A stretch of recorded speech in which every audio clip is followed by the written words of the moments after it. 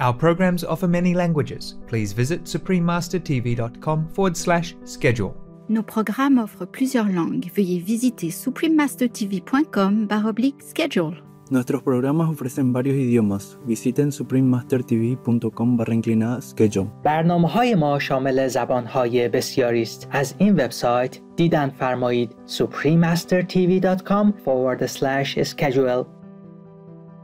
Marc Chagall, an artist who went through many difficulties and external struggles in his life, once said, "Only love interests me, and I am only in contact with things that revolve around love." How did he overcome all these challenges to find love and express it in profound ways through his art? Marc Chagall, artist, dreamer, and innovator. Part 1 of 2. Continue watching to find out more.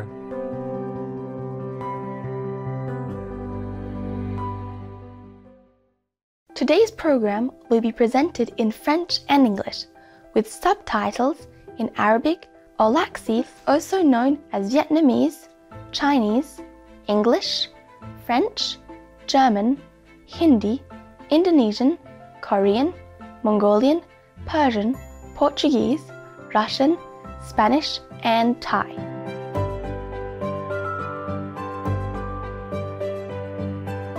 Bonjour téléspectateurs et prix de paix. Je suis Oriana de la ville culturelle de Montpellier en France. Notre peuple se joint à vous pour remercier tous les artistes qui embellissent notre monde grâce à leur talent.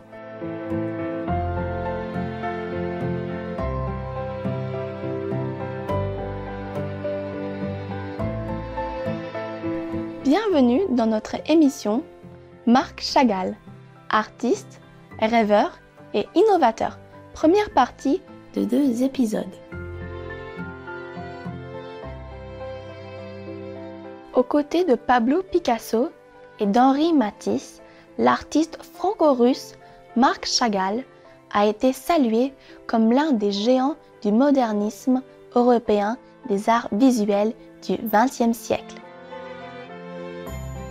Ayant observé le travail des artistes fauves, cubistes, surréalistes et symbolistes, Marc Chagall a développé son style artistique et unique et son propre langage évocateur.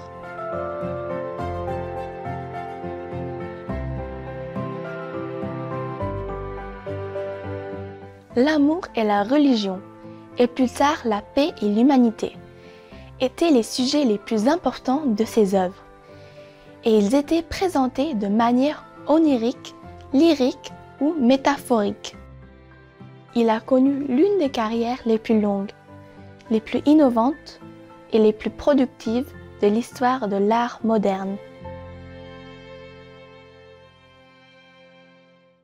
Au cours de sa vie légendaire, Marc Chagall a reçu de nombreux honneurs et prix prestigieux, dont la Grande Croix de la Légion d'honneur en 1977, la plus haute distinction civile du gouvernement français, le prix Yakir Yerushalayim du digne citoyen de Jérusalem, décerné par la ville de Jérusalem. Il a été fait membre honoraire de l'Académie américaine des arts et des lettres, membre de l'Académie royale des sciences, des lettres et des beaux-arts de Belgique.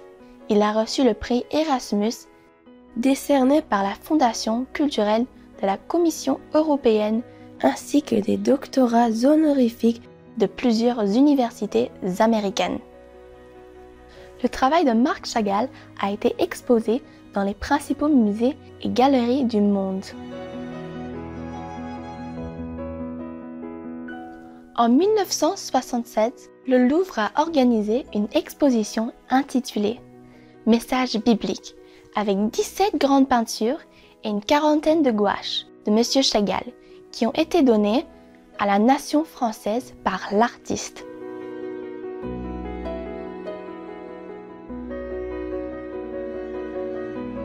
Plus tard, le Musée national du message biblique Marc Chagall a été construit à Nice, en France, pour honorer ses œuvres d'inspiration biblique.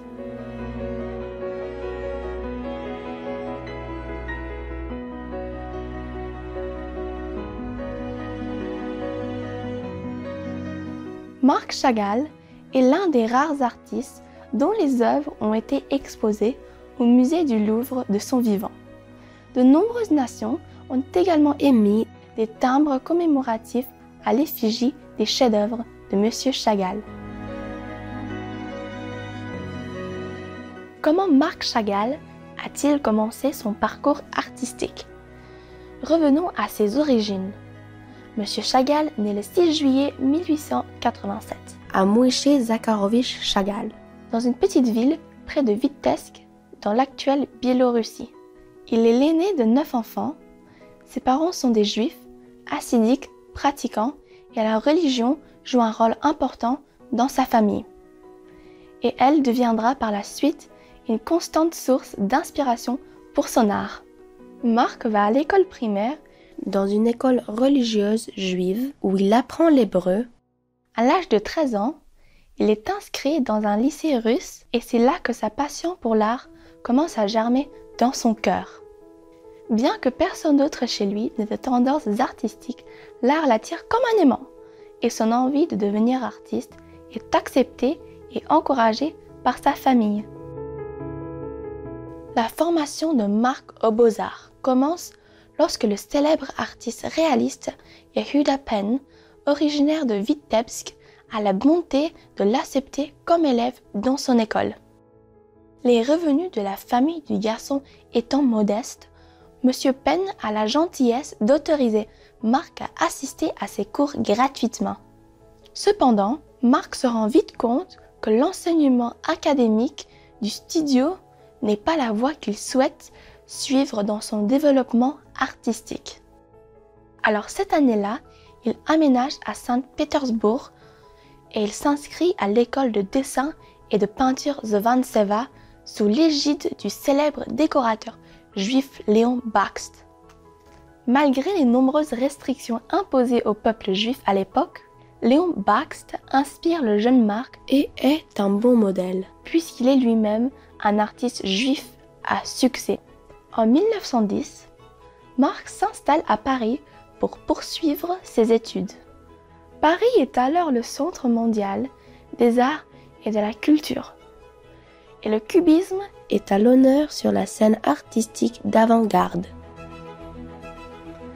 Marc s'inscrit à l'Académie de la Palette et passe son temps libre à visiter des galeries et des salons et à étudier le travail d'anciens maîtres au Louvre. L'atmosphère artistique, animée et passionnante, les activités culturelles et tout ce qui caractérise Paris stimulent le jeune artiste. Il a l'impression d'avoir découvert un monde exaltant et de nouveaux horizons. Il observe minutieusement et analyse tout ce qu'il voit, apprenant tout en cherchant à créer son propre langage visuel et à former son style d'expression.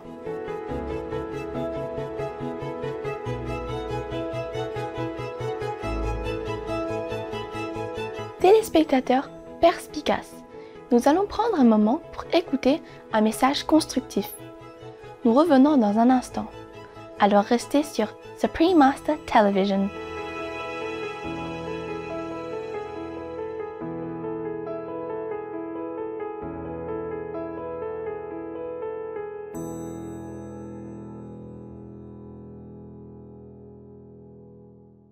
Ravi de vous retrouver dans notre programme sur le remarquable artiste franco-russe Marc Chagall.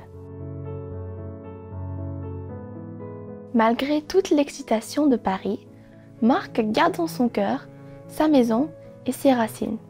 Elle peint constamment des œuvres aux motifs juifs qui évoquent ses tendres souvenirs de Vitebsk. En 1911, il peint Moi et le village, une œuvre qui fait maintenant partie des collections du Museum of Modern Art de New York, aux États-Unis. Ce magnifique chef-d'œuvre porte les marques de la nostalgie de M. Chagall et de son mal du pays. Le tableau dépeint une scène idyllique de la vie de village. En haut à droite du tableau, une rangée de maisons et une petite église dessinent une ligne d'horizon lointaine. Dominant l'espace pictural, deux silhouettes, celle d'un homme et celle d'une chèvre se regardent intensément, représentant peut-être la relation harmonieuse entre les mondes humains et animaux. L'homme, portant une croix chrétienne, tient tendrement un jeune arbre plein de vie et d'espoir. Bien que l'on puisse voir certains éléments de l'influence cubiste et fauve, le langage est incontestablement celui de Chagall.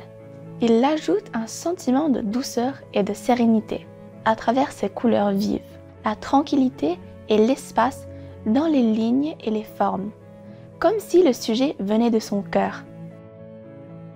En plus de la peinture, M. Chagall écrit aussi de la poésie. Comme ses autres œuvres artistiques, ses poèmes révèlent souvent son amour pour sa patrie. Par exemple, un de ses poèmes s'intitule « Ma maison éloignée ». It rings in me, the distant city, the white churches, the synagogues. The door is open, the sky blooms, life flies on and on. Monsieur Chagall exprimera de nouveau son profond amour pour sa patrie. En 1944, dans sa lettre ouverte publiée à ma ville de Vitebsk, déclarant « Je n'ai pas vécu avec vous, mais je n'ai pas une seule peinture qui n'ait pas exhalé votre esprit et votre réflexion. »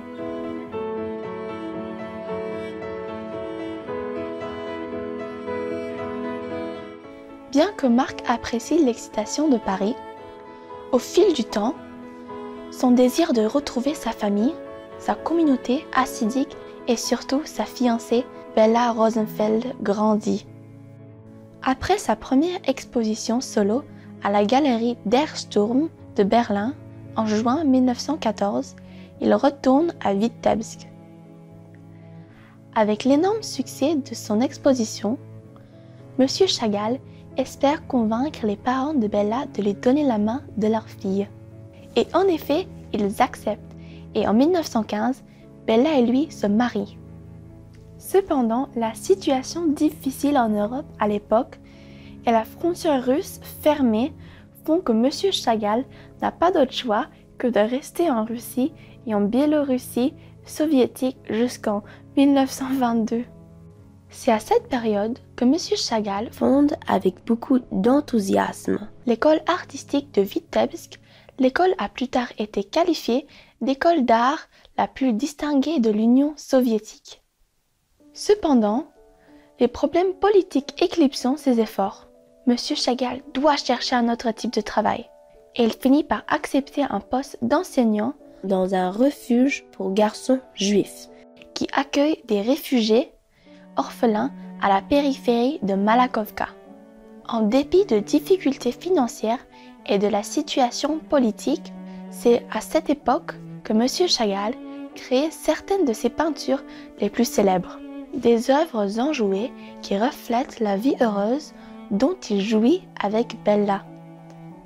Bella Meyer, la petite fille de Marc et Bella Chagall, nous en dit plus sur leur relation. The embrace as the basic expression of love is right at the center of Chagall's work.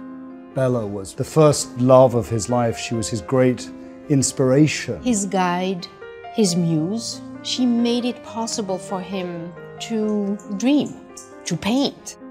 It's a beautiful love story.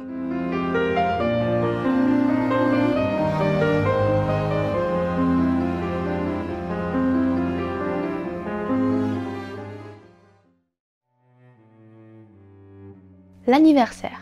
Une peinture à l'huile réalisée en 1915, l'année où Marc et Bella se sont mariés, et l'une des œuvres que Bella a inspirées. Dans un cadre simple mais soigné, la femme semble courir, sans doute pour trouver un vase où mettre son bouquet de fleurs d'anniversaire, tandis que l'homme flotte avec amour au-dessus d'elle et lui vole un baiser. Il est évident que la peinture dépeint un moment intime de l'artiste et de sa bien-aimée Bella, et les sentiments joyeux que Chagall a éprouvés pour l'amour de sa vie. Les peintures de Marc Chagall dépeignent souvent son épouse chérie, Bella et sa muse est la jeune mariée dépeinte dans nombre de ses tableaux. Dans son autobiographie Ma vie, Monsieur Chagall décrit sa première rencontre avec Bella en ces termes. Son silence est le mien, ses yeux les miens. C'est comme si elle savait tout de mon enfance, mon présent, mon avenir, comme si elle pouvait voir à travers moi. Les fleurs sont un autre sujet constant dans les tableaux de Monsieur Chagall. Bien qu'il ne soit pas jardinier, il exprime son admiration pour les fleurs à travers son art. Flowers are among the most beautiful objects in all creation. They become an important theme in Marc Chagall's work only in the 1920s. He says that he hasn't seen them in Russia in his childhood, but when he goes to France, he's exposed to these flowers. When Chagall paints flowers, they're not just about beauty, they mean something more to him. There are always massive bouquets which look more like a tree of life, which form a link between earth and heaven. I think it's spiritual. His work has a kind of universality to it, which traverses cultures. It's a kind of instantly understandable theme.